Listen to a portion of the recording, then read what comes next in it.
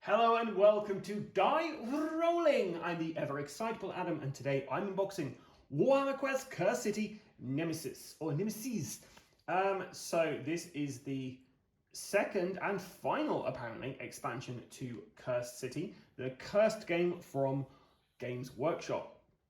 I'm quite looking forward to seeing how all of this pans out, but before I can actually play this game, I'm going to need to get a ton of miniatures from various different locations, which is quite frustrating because, this is going to cost me quite a lot of sponduli to actually get the correct miniatures to play this game.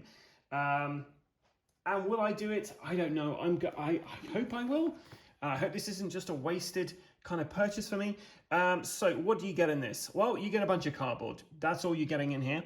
But it does tell you which guys you need to get. Now, I did collect the Warhammer Mortal Realms hatchet part work.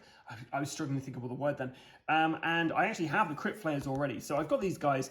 I still need to get the Grave Guard, a White King, a Necromancer, and then Dire Wolves. Now, you can actually just kind of change these guys out for anything, but when I play games on the channel, I like to use the actual official stuff, so I probably will be picking these up, but we'll see. So let's take a look to see what we find inside Nemesis, and hopefully they'll finish the storyline off in this, so that there's a decent conclusion to what was a really interesting setting, but poorly executed kind of end result, I guess. The jury's still out. I've not played a ton of Cursed City, but what I have played, I have really enjoyed, but found fairly easy, fairly mundane. Whereas when I played Blackstone Fortress, it kept me coming back. It was such a fantastic setting and system. So when I picked up Cursed City, I kind of expected the same, but I got a little disappointed because it really wasn't anywhere near as good. Okay, so what are we getting in this?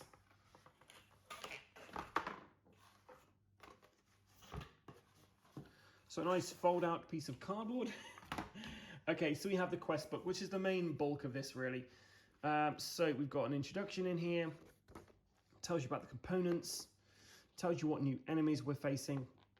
My understanding is as well, you were able to just chuck these guys in with the base game themselves. And just come across these as and when you come across them. So a lot more kind of plot. Nemesis journeys now. Scavenge journeys, interrogation journeys, a bunch of more crises. And then we've got like kind of the final kind of missions themselves. The Beast of Rage, the Beast of Ulfenkarn. Okay, so it looks like we're going against Radikal once more. We've got some tokens here. Interesting, we've got the main guys like card kind of tokens here, but they look they're kind of ascended, I guess. I did see something about ascension in here. There we go. So let's see what we have. Okay, so we have Vargheists in this, or Vargheists. Move 7, wounds 8, size large. Weapon actions of fangs and talons, melee, 2 triangles, 2 to 3 damage. Special rules. A hostile group that contains 3 or fewer Vargheist cannot include more than 1 Vargoyle. If a Vargheist group has 3 models, one of the models must be a Vargoyle. Vargoyle add 1 wound value to a Vargoyle. Blood Frenzy. Reroll failed attack rolls for weapon actions made by this hostile that target heroes with 1 or more wound or grievous wound counters on their character card. They advance, they charge, but their special one is a blood-maddened feeding frenzy. Each acting hostile makes a charge action. After a hero suffers damage from an acting hostile's weapon action, the hero suffers 1 damage, which cannot be reduced or ignored. Okay, and then when they're upgraded, do a lot more damage in criticals there. I think that's about it, really. Yeah. So they're the Vargheists. Got a White King. So if an attack roll for this hostile contains only critical successes, add +0, +2 to the damage values of that weapon action for that attack. He does a death. The advanced hostile makes an advance action. Then each Grave Guard on the battlefield makes an advance action. Deathly Invocation. Deploy any slain graveguard to the battlefield as if they were reinforcements. Then this hostile makes a charge action. Then Lord of Bones. Add red to this hostiles and each graveguard's attack rolls until the end of the turn. For example, red would become red. Then this hostile would make a charge action. Ooh, he's pretty tough. So his melee increases to a red and a blue when he's empowered. And here are said Graveguard. I'm not especially thrilled with the miniatures they've got for this, if I'm honest.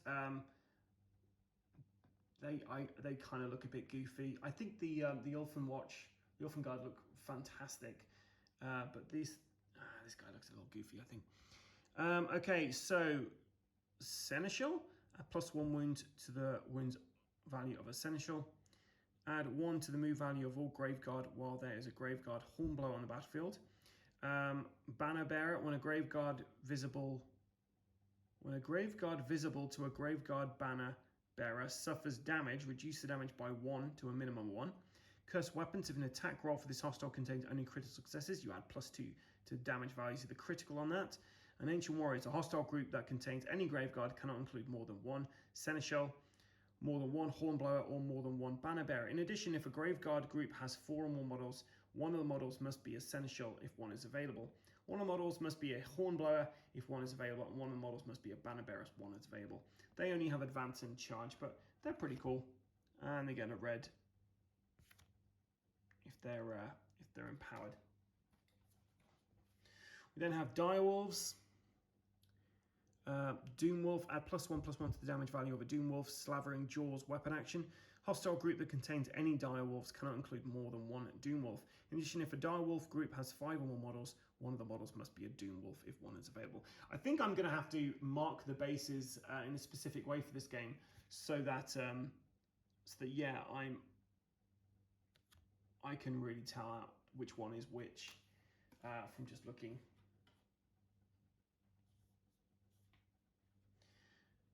Then we have the Necromancer, Dark Bolt. So Advanced Charge, Necromantic Surge, all dead walker zombies, Graveguard, and Elfin Watch on the battlefield make a move action. Then the hostile makes an advance action. And Necromantic Empowerment, all dead walker zombies, Graveguard, and Elfin Watch on the battlefield make an advance action. Then this hostile makes an advance action. Okay.